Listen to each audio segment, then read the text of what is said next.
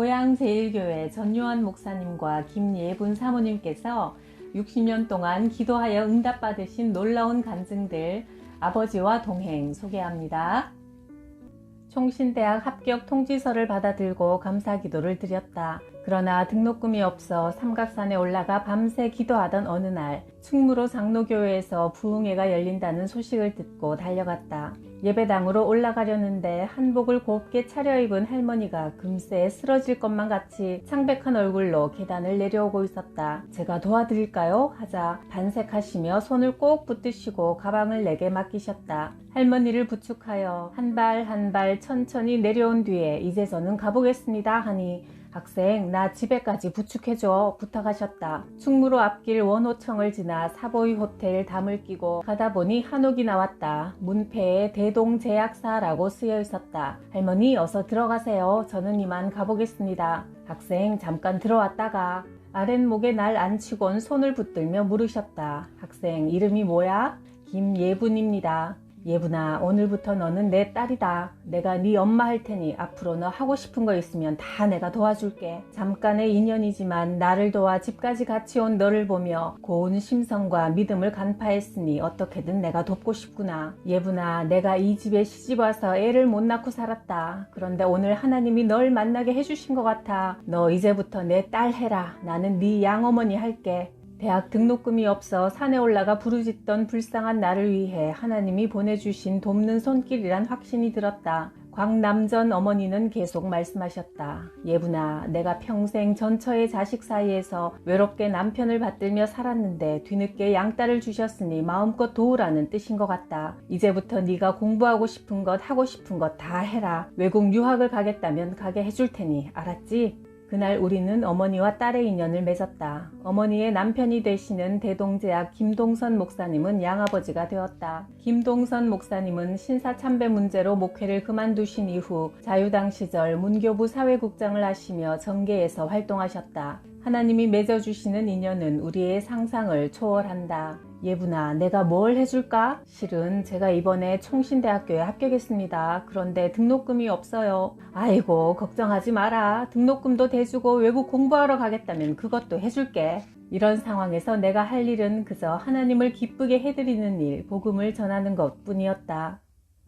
어둑어둑할 때 기도원 숙소로 가는 길이었다. 앞에서 쿨럭쿨럭 기침 소리가 들려왔다. 건강이 좋지 않은 듯하여 안타까워하는데 마음속에서 음성이 들렸다. 저 앞에 가는 주의 종을 네가 도와주어라. 너무나 분명한 음성이라 고개를 들어 하나님이 지목하신 사람을 바라보았다. 키가 큰 남자가 한 걸음 한 걸음 떼는 게 힘들어 보였다. 폐병이구나. 병세가 위중해 보였다. 아버지 저분은 남잔데 여자 전도사인 제가 어떻게 돕습니까? 저는 하나님 앞에서 혼자 살기로 결심했습니다. 그러니 남종을 시키십시오. 아니다. 예분이 네가 도와줘라. 너 아니면 도울 자가 없다. 워낙 확고하게 말씀하시니 어쩔 수가 없었다. 저 집사님 저랑 얘기 좀 하십시다. 그의 이름은 전요한이었다. 군대에 입대했다가 폐병이 걸렸고 결혼해서 아이 넷을 낳았는데 아내도 폐병으로 죽었어요. 저도 이렇게 되다 보니 애들은 처가에 맡겨놓았습니다. 참으로 딱한 형편이었다. 기왕 도와주려면 결혼까지 해야 한다는 생각이 들었다.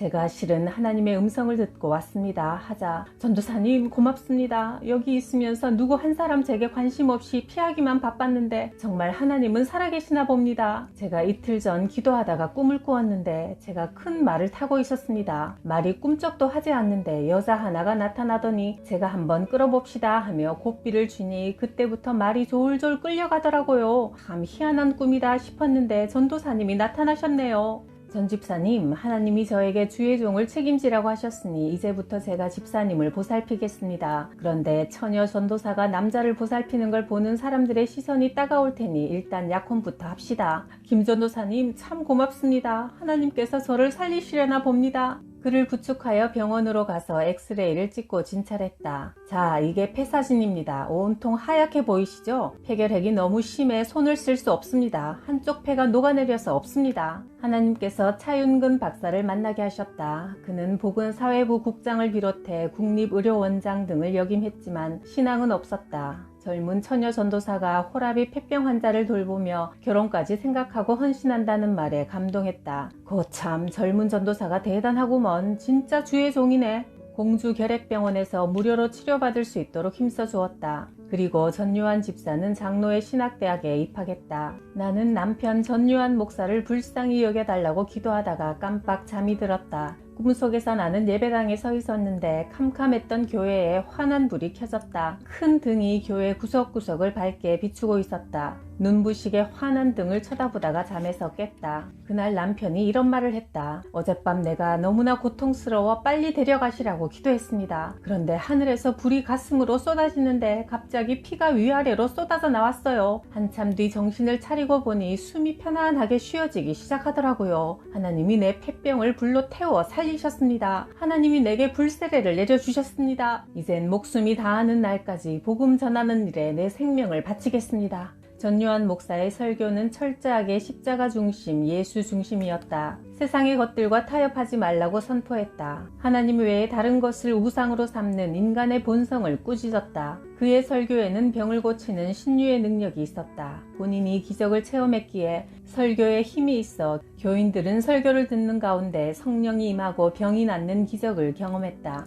한 번은 예수 믿지 않는 사람이 교회에 왔다. 뇌 질환이 중해 병원에서도 손 쓸 수 없는 상태였다. 죽을 날만 기다리고 있는 그가 설교를 듣다가 갑자기 자신의 머리를 감싸 안고 탄성을 질렀다. 목사님, 제가 나았습니다. 머리가 깨끗해졌어요. 목사님 설교를 듣는데 머리에서 뭔가 벗겨지는 느낌이 들었습니다. 아프고 무겁던 머리가 완전히 가벼워졌습니다. 그는 그 길로 병원을 찾았고 뇌질환이 완전히 고침받았다는 소식을 들었다. 그는 목사님께 받은 은혜를 갚겠다며 목사님이 드실 농작물은 따로 재배해서 가져왔다. 그는 지금까지 건강하게 살아있다. 교회 시작부터 함께한 할머니 집사가 전 목사의 설교를 듣다가 이렇게 말했다. 정말 전요한 목사님은 하나님이 쓰시는 큰 종입니다. 지금도 천사들이 호유하고 있잖아요. 저 뒤를 보세요. 천사들이 목사님을 에워싸고 있어요. 이렇게 은혜가 넘치니 고향 제일교회는 동네 사람들이 나서서 홍보해 주었다. 새로 이사온 사람들에게 우리 교회에 나가라고 권했다. 고향 제일교회 나가봐요. 거기 가면 복 많이 받습니다. 병자도 고침받고 또 문제들이 해결된대요. 사람들이 제 발로 찾아오는 교회, 마을에서 인정받는 교회가 되었다. 기도에 응답이 넘치니 복받는 교회라는 수식어가 따라다녔다. 고향 제일교회는 예수의 보혈과 부활의 능력, 천국 복음을 정직하게 전하며 성도들은 예수님을 닮아가려고 애썼다. 차윤근 박사가 아내 권사님과 함께 우리 교회를 찾아왔다. 심각한 폐병 환자였던 남편 전요한 목사가 뜨겁고 열정적으로 모든 에너지를 쏟아 설교하는 것을 본 차윤근 박사는 감탄을 금치 못했다. 의사로서 저 사람은 죽은 거나 다름이 없는데 폐가 없는 사람이 저렇게 살아서 힘차게 설교하고 있다니 이거야말로 기적입니다. 정말 하나님이 살아계시군요. 그는 그날 전요한 목사의 손을 잡고 예수님을 영접하는 기도를 하며 기뻐했다. 곧 죽을 것 같던 전 목사는 고향 제일교회를 개척하고 40년 넘게 목사로 헌신했다.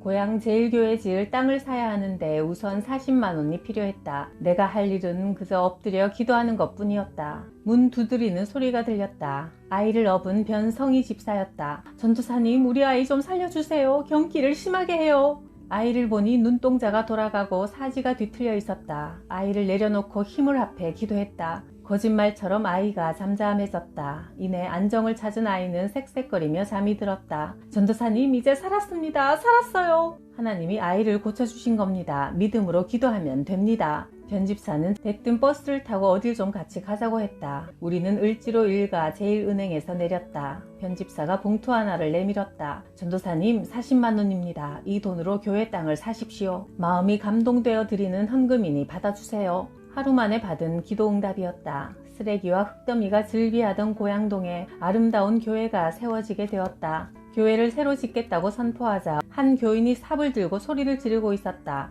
전 목사, 당신 교회를 짓겠다고? 누가 지으래? 그는 조직폭력배 출신이라 워낙 과격하고 거칠었다. 살기 어려운 형편이라 평소 교회의 도움을 많이 받는 처지였다. 그런데 그가 땅을 사서 교회를 짓겠다는 소식을 듣고 광분하여 찾아온 것이다. 이봐, 그 땅 살 돈 있으면 나 같은 사람 도와주란 말이야. 그 땅 사기만 해봐. 내가 당신 죽일 거야. 삽을 들어 전 목사를 향해 휘둘렀다. 교인들은 그를 출교시켜야 한다고 했지만 우리 부부는 그도 우리의 형제이고 사랑해야 할 대상이니 감싸자고 했다. 그러나 그는 그날 이후 교회를 떠났고 힘들게 살다가 얼마 안 가 죽고 말았다. 이유 없이 교회를 곤경에 빠뜨리고 떠난 사람이 갑자기 죽음을 맞았다는 이야기를 들을 때마다 하나님은 심판의 하나님이시구나 하고 옷깃을 여미게 된다. 하나님의 뜻에 합당한 삶을 살아야겠다며 허리끈을 동이게 된다.